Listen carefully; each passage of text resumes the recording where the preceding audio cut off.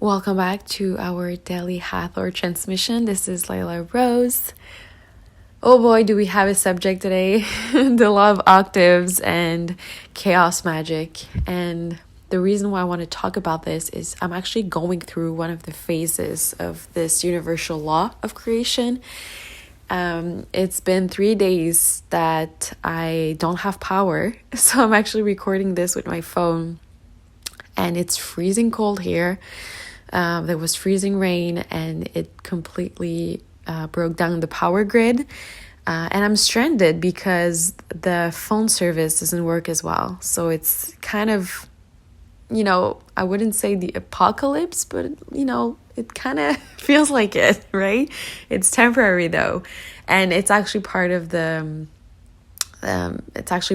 a process of advanced magic. And I'm going to explain to you how it works. And that's actually a universal law that the Kardashians use. A lot of, I would say, celebrities know about this advanced magic technique, and they actually use these 8 steps to create anything. And you can also use these steps to create new products for your businesses, for anything, an offering, a piece of art.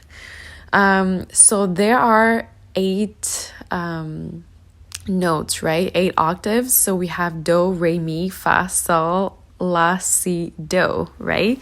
So 8 steps to create anything. So the example we're going to take today is the rituals by Hathor, which are our perfume collection with essential oils.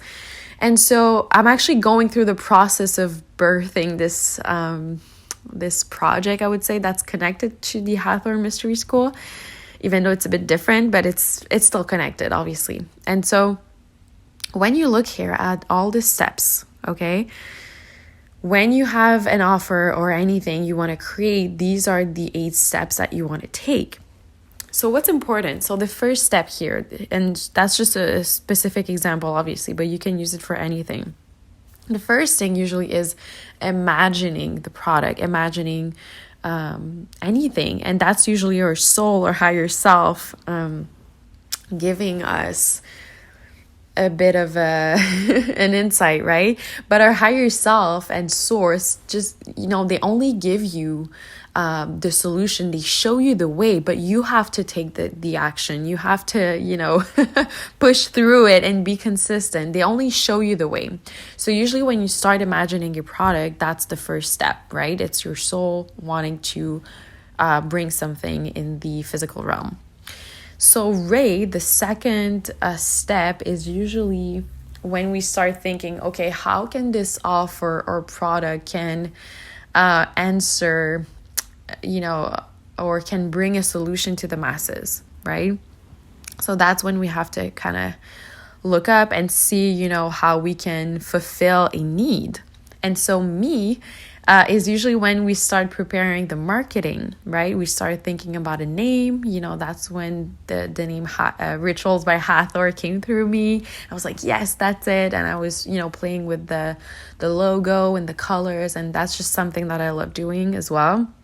So preparing the marketing, the logo, the branding, the values of, this specific thing. Obviously, you have to apply it, depending on what you're creating. And then that's a really important aspect of the law of octaves. When you hit the mi fa, which is like the black keynote on the piano, that's when usually you start having a problem, okay? Usually that's where people give up because they're like, oh, if it's not easy, if it's not smooth, it's not for me or whatever. Or maybe they just don't have the mental strength to like push through this. But at least when you know that that this universal law always apply to anything that we create, you're going to be facing some obstacles along the way of creating something. So in my case, I didn't know which platform to use to sell. Like it was actually I was like, it was bugging me because I was just like, I couldn't figure out which one. And I was trying to like make a smart decision. And so that took me actually like maybe a week or 2 because I kept thinking about it. And then I just asked my higher self, I was like, please show me which platform is the most optimal for me to use right now. And then I can switch it, obviously, but like, which one is the best one at first, right? Because there's a lot of options. And so I was shown in my case that Etsy was the best one. And then I was shown basically that Amazon would be like the second phase, where it's like when we start producing more, then we might want to push the inventory within the Amazon headquarters or whatever.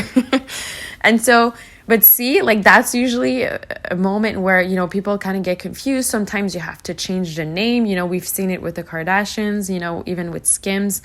Kim Kardashian had to change the name because the name was already, I think it was Kimono or something, and she had to change it because someone else was using it. So it's usually like a step where you have to like kind of twist something or change something, and then you resolve the problem.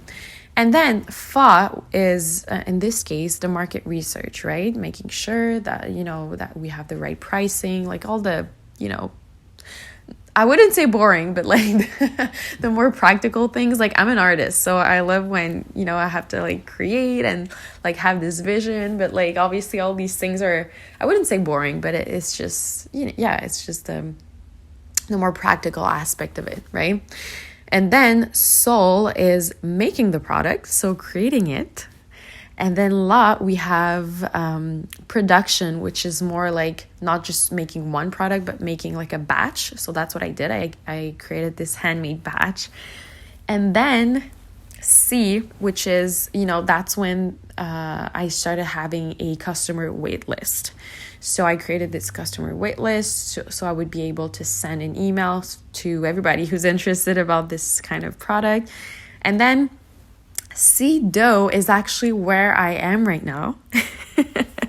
Because what happened in the next past days, so I haven't had power for the past 3 days. And what happened in the house that I'm in, the basement was flooded because whatever, the pump needed electricity and it overflowed, and it's spring. So it was just a mess. So I lost everything. Everything is damaged basically because of that flood, and not just the products. A lot of things are being damaged, but whatever. This is a normal part of the law of octaves, and it's very uncomfortable, obviously, but if I give up right now and I'm just like, you know what, let me just refund everybody and move on and do something else, my higher self is not going to be able to experience, I'm not going to be able to experience, this next level of expansion. So I am making changes, obviously, and this is a good way as well to gain trust with your audience, to be very transparent about the process and about the behind the scene, that's how we operate as humans. We have to know that we're, trusting the right people. And so this is the step that I'm basically in right now. And it does feel intense because I'm also birthing these new offerings for Hathor Mystery School as well. So I feel like everything is amplified right now by 2, because I'm also, I was supposed to launch actually all my offers on a new platform yesterday. And this is the date that I announced to everybody. And I was like, oh my God, I cannot announce any dates because now it doesn't look good, obviously, because I am stranded. I can't even look at anything. I can't even look at my emails. And it's just, it's a bit chaotic, but I'm using this chaos to create. This is what the elite does when they create a lot of chaos. They use fear, obviously, but you can also you can also use love. So you can use this chaotic energy to really tap into your heart and to your higher self and to move past a block. All right. And so the next step, which is probably going to be next week, I'm not going to say any dates. But if it happens next week, I'm going to be able to obviously launch officially and ship all the products to the people who already bought the products. And so, so these are the 8 steps, the law of octaves. And this is how you can use chaos magic. A lot of times, and I used to be like that as well, when things would get hard or if it was too chaotic, I would just stop taking action.